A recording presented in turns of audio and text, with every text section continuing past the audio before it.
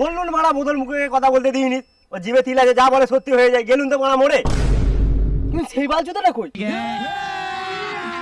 अभी मजा आएगा ना भिड़ो। ভাই এরা মরে গেছে।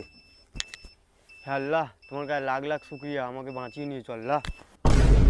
যা শালা, ও তো বেঁচে আছে, দাঁড়া ওর গুষ্টি গান মেরে দিচ্ছি। হ্যাঁ দে শালা, বোতল মুখের মুখ তুবড়ে দে।